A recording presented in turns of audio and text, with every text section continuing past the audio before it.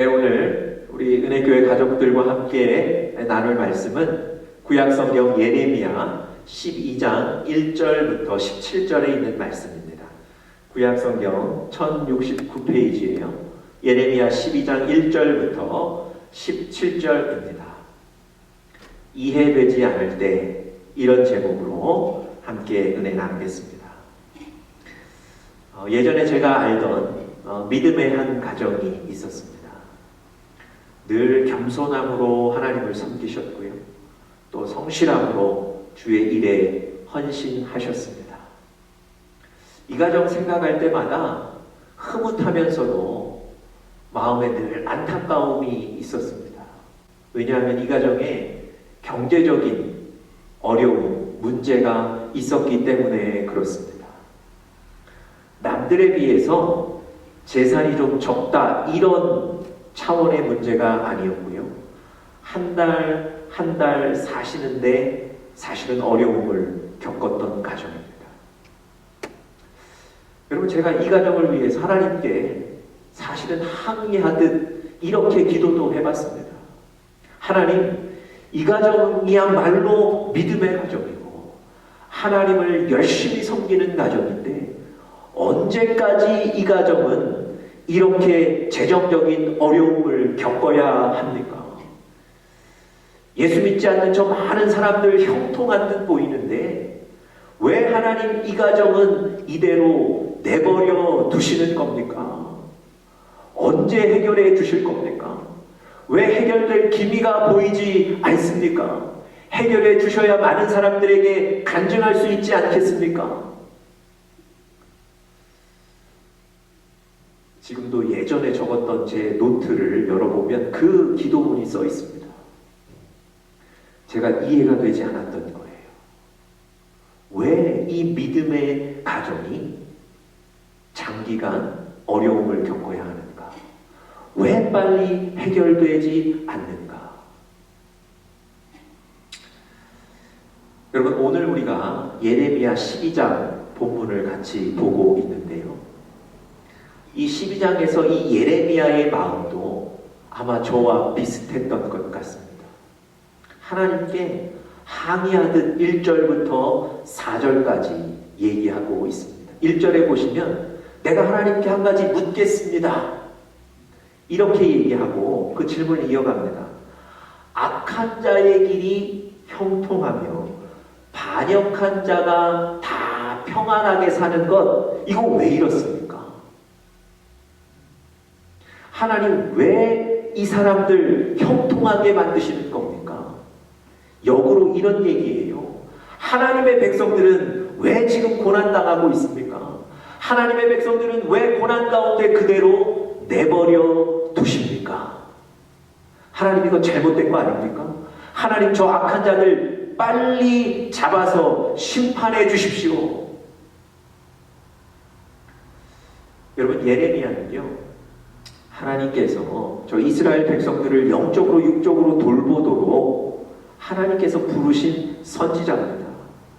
사실 이 예레미야는 그 부르심에 대해서 처음에 거부했지만 하나님께서 설득하시고 친밀하게 말씀해 주셔서 선지자로 헌신하겠다고 나온 사람입니다. 아니, 하나님의 백성을 돌보라고 보낸 당사자인 하나님이 왜 이스라엘 백성들이 고난받는데도 가만히 계십니까? 이해할 수 없습니다. 이렇게 질문하는 겁니다. 여러분과 제가 이런 질문 받으면 굉장히 대답하기가 난감하지 않겠습니까? 예레미야가 하나님께 이해되지 않는다고 답변해달라고 질문하는 거예요.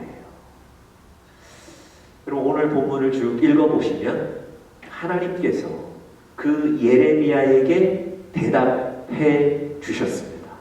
아마 이 대답이 이해되지 않는 우리에게도 주시는 동일한 대답일 것 같습니다.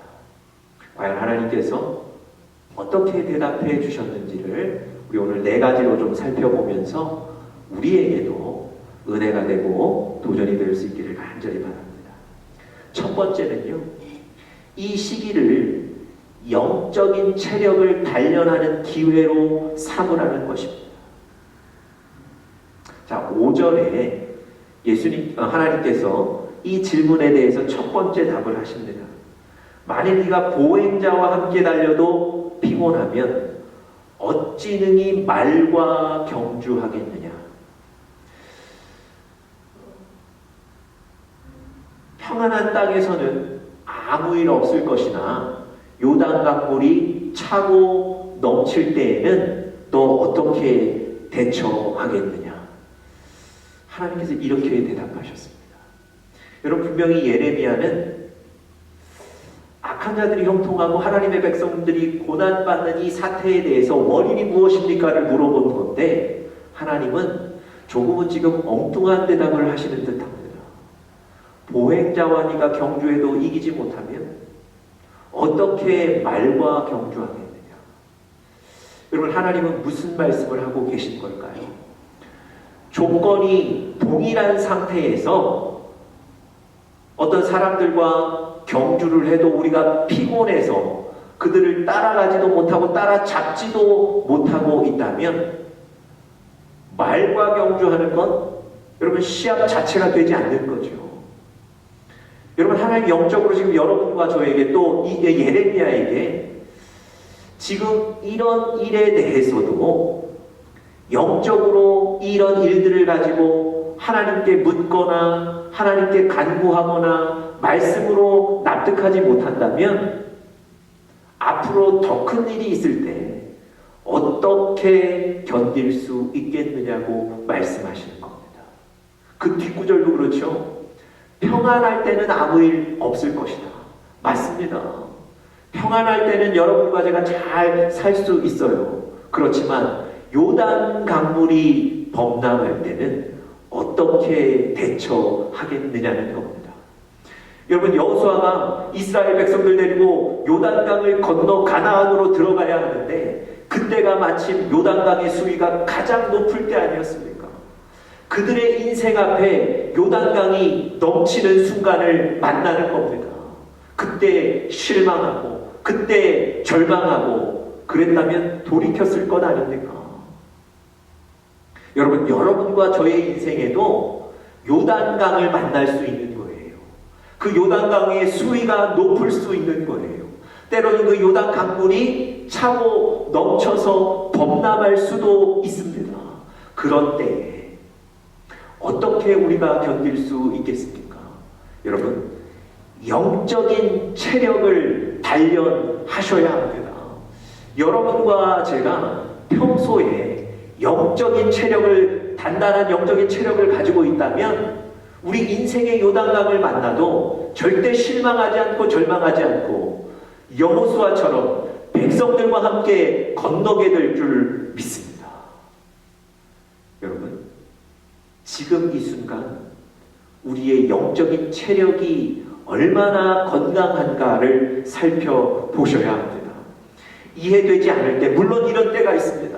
그래서 불평하고 불만하고 실망하고 절망하고 끝내면 안 됩니다. 시간이 지나면 다 잊어버린다. 이것 때문에 시간 지나기를 기다리시면 안 돼요. 하나님은 지금 이때, 이 기회를, 이 시간을 영적인 체력을 단련하는 기회로 삼으라고 말씀하시는 겁니다. 이런 문제들 때문에 기도도 하고요. 이런 문제들 때문에 하나님의 뜻을 분별하기 위해 말씀도 읽고요. 이런 문제들 때문에 어떻게 해서든지 하나님 앞에 더 가까이 나아가겠다고 노력하고 시도하는 여러분과 저에게, 그런 우리에게 영적인 체력이 점점 붙을 겁니다. 그래서 하나님께서 말씀하셨던 것처럼 우리가 그런 때에 영적으로 단련하고 강건해진다면 우리 인생의 요단강을 만나서도 우리가 충분히 승리하게 될 줄 믿습니다. 여러분, 예수님께서 사역을 시작하시기 전에 광야에 이끌려 나가시고요. 거기에서 40일 금식한 이후에 마귀의 시험을 받으셨습니다. 여러분, 예수님은 육신적으로도 굉장히 약한 상태셨습니다. 거기다가 악한 영들이 시험할 때 그것을 받고 견디는 것이 쉽지 않으셨을 것입니다. 그때 말이죠. 예수님은 성령으로 완전히 무장되어 있으셨습니다. 예수님은 말씀으로 무장되어 있으셨습니다. 예수님이 영적인 강력함이 있었기 때문에 육신의 연약함 가운데서도 악한 영의 시험을 완전히 거뜬히 이기실 수 있었습니다. 여러분과 저에게 영적인 강함이 있기를 간절히 바랍니다. 특별히 이해되지 않아서 고민하고 근심할 그때가 바로 우리의 영적인 체력을 기를 기회라는 사실을 여러분 꼭 기억하시기를 바랍니다. 두 번째 하나님의 대답은요, 사람을 의지하지 말라는 것입니다. 사람을 의지하지 말라는 것입니다. 6절에 하나님께서 예레미야에게 두 번째 대답을 주십니다. 너의 형제와 아버지의 집이라도 너를 속이며 너의 뒤에서 크게 외치나니 그들이 너에게 좋은 말을 할지라도 너는 믿지 말지니라. 여러분, 여전히 하나님의 대답은 엉뚱한 듯합니다. 악한 자들의 형통함과 믿는 자들의 고난, 이 이유가 무엇입니까? 하나님 이대로 내버려 두실 겁니까? 이해되지 않습니다. 이런 질문을 드렸는데 하나님은 오늘 그 예레미야에게 사람들이 좋은 말을 할지라도 그 말을 신뢰하거나 그 말을 따라가지 말라, 즉 사람을 의지하지 말라고 말씀해 주셨습니다. 여러분, 사실은요, 이렇게 고난이 있고 또 몸도 마음도 힘들 때 우리가 하나님의 얘기에, 하나님의 말씀에 집중하기가 어렵고 오히려 이런 때 사람에게서 들리는 그 한마디를 우리가 따라가기가 너무 쉽습니다.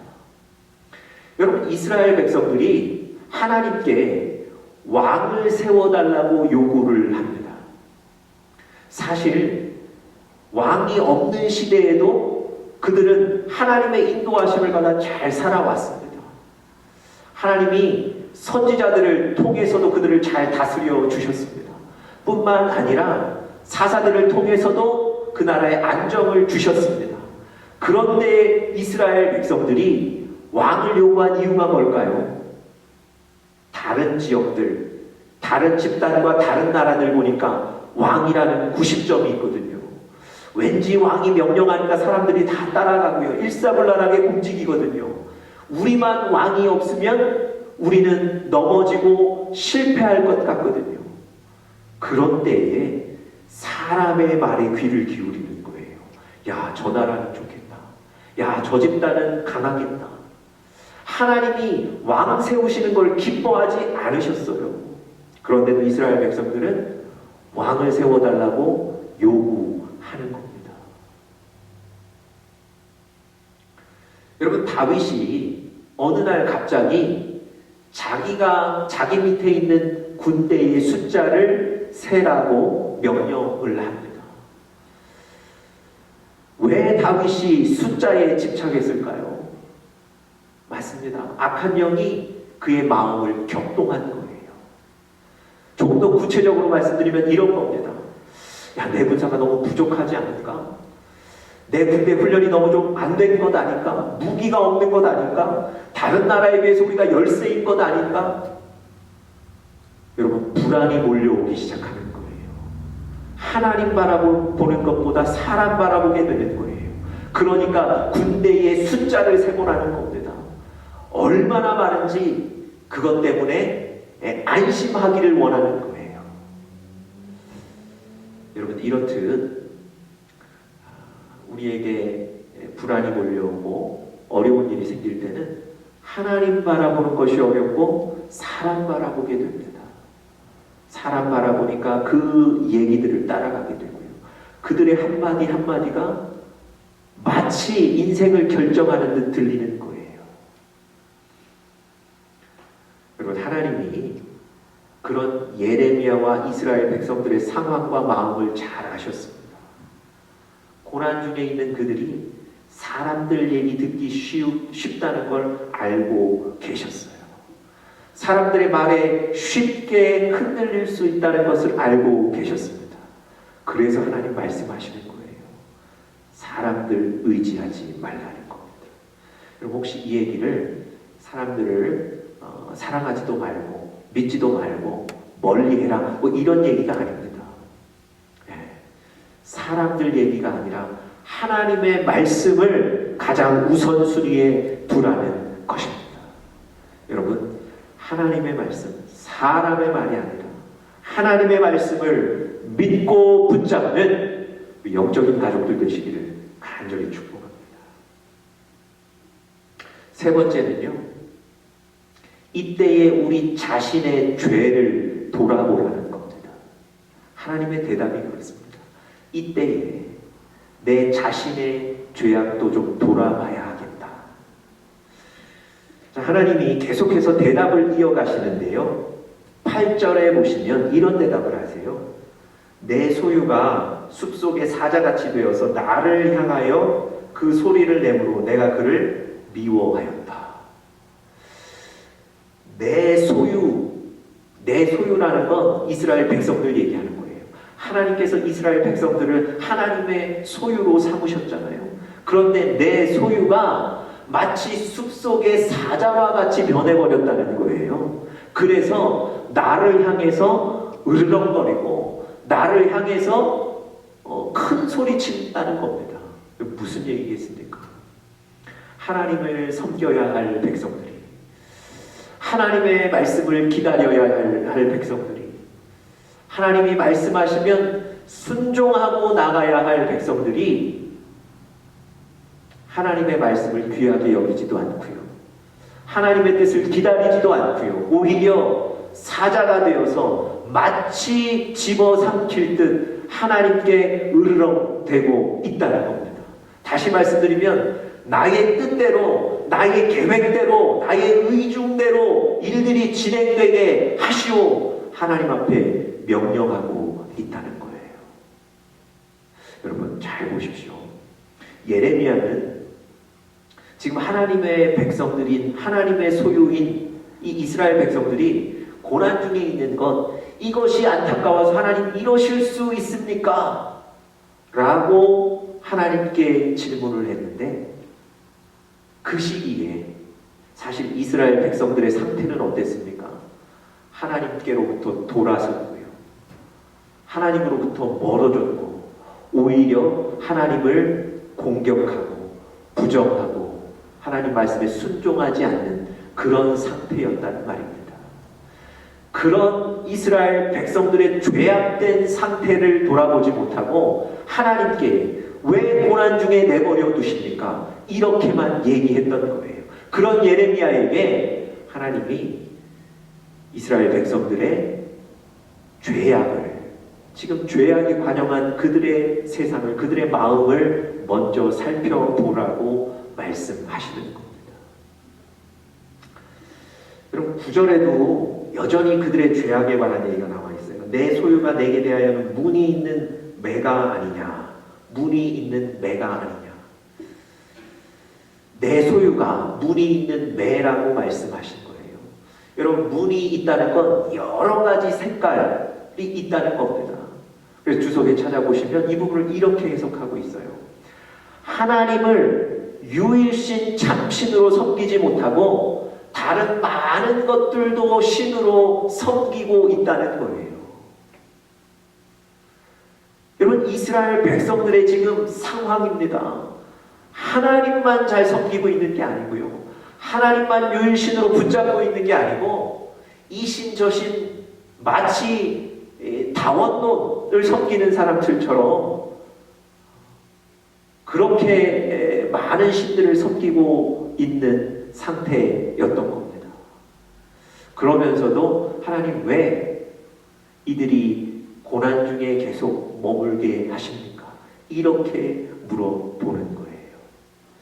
여러분 하나님은 오늘 예레미야를 통해서 이해되지 않을 때, 그래서 정말 불평하고 불안하고 힘들 때 사실은 그들 안에 있는 죄악을 살펴보고 그 죄악들을 내놓고 회개하기를 원하시는 거예요.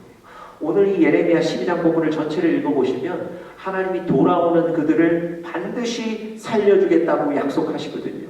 그 말씀이 바로 이 말씀과 이어지는 겁니다.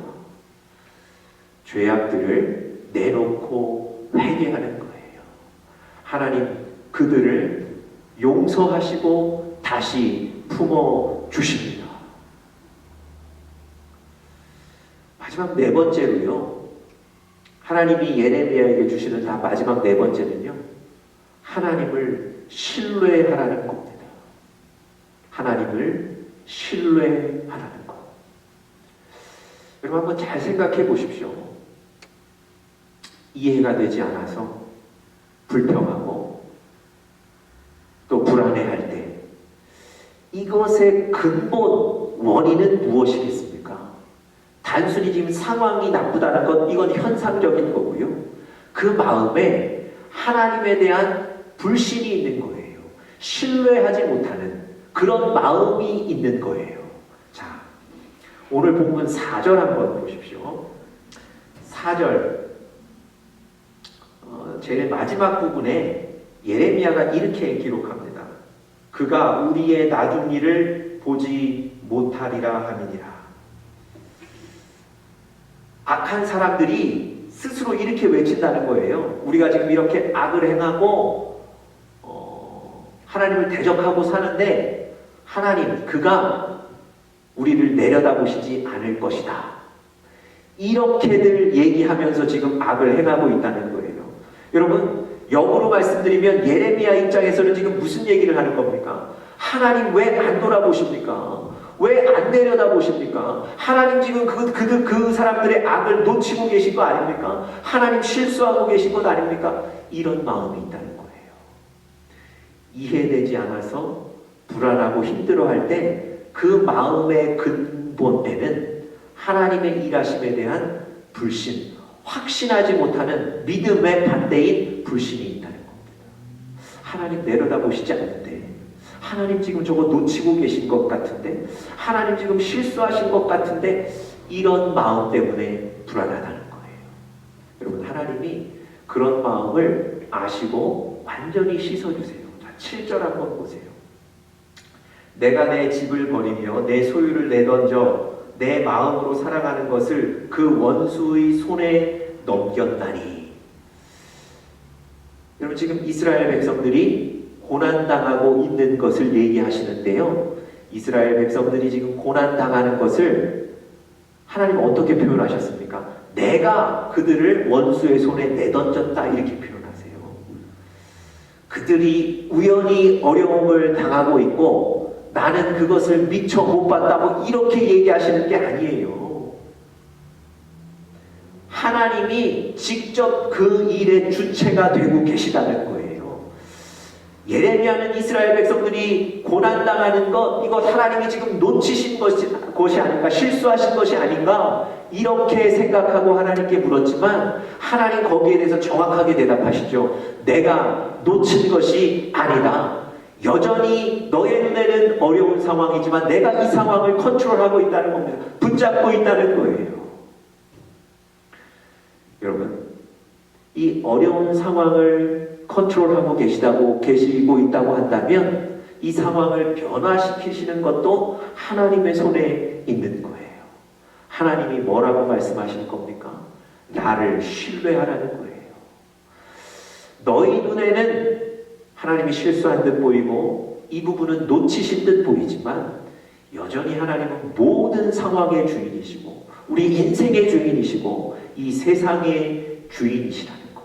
그래서 지금도 그 상황들을 붙잡고 움직이고 계시다는 것, 그것을 신뢰하라고 말씀하시는 겁니다. 여러분, 하나님이 여러분의 상황을 모르시지 않습니다. 하나님이 우리의 상황을 손 내려놓고 보고 계신 게 아니에요. 하나님은 지금도 우리의 인생을 여전히 붙잡고 인도하고 계십니다. 그 하나님께서 우리의 인생을 여전히 인도하실 것이기에 그 하나님을 끝까지 신뢰해야 될 줄 믿습니다. 그럼 14절에 이런 하나님의 말씀도 있습니다. 내가 내 백성 이스라엘에게 기업으로 준 소유에 손을 대는 나의 모든 악한 이웃에 대하여 여호와께서 이와 같이 말씀하시니라. 보라, 내가 그들을 그 땅에서 뽑아버리겠고. 여러분, 하나님은요 악한 자들을 반드시 심판하십니다. 지금 예레미야가 이게 불안한 거거든요. 악한 자들은 저렇게 계속해서 잘 되고 하나님의 백성들은 고난받고, 이거 불공평한 것 아닙니까? 여러분, 하나님은요 악한 것들에 대해서 반드시 심판하시는 분이세요. 이 땅에서 뽑아버릴 것이다 분명히 말씀하세요. 뿐만 아니라 하나님이 이스라엘 백성들을 괴롭히던 그 악한 대적들을 뭐라고 그러셨어요? 14절 보니까 그들이 나의 대적이다 그러셨어요. 여러분, 자녀들이 어려움 겪고 자녀들이 누군가에서 괴롭힘 받으면 부모님이 그걸 보고만 계십니까? 아니잖아요. 하나님이 이스라엘 백성들을 괴롭히고 학대하던 그 대적들을 내 대적이다, 나에게도 그들이 대적이다, 이렇게 말씀하세요. 여러분, 하나님이 절대 손 놓고 계신 것이 아닙니다. 하나님이 절대 한 발 물러서서 그냥 뒷짐지고 보고만 계신 것이 아니에요. 하나님이 지금 이 상황을 움직이고 계신 겁니다.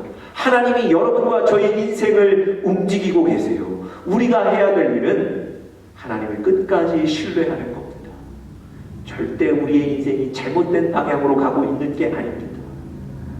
하나님이 우리 인생을 붙잡고 계시다는 것, 우리 인생의 주인이시라는 것을 기억하시고 그 하나님을 신뢰하시는 우리 사랑하는 영적인 가족들 되시기를 간절히 축복합니다.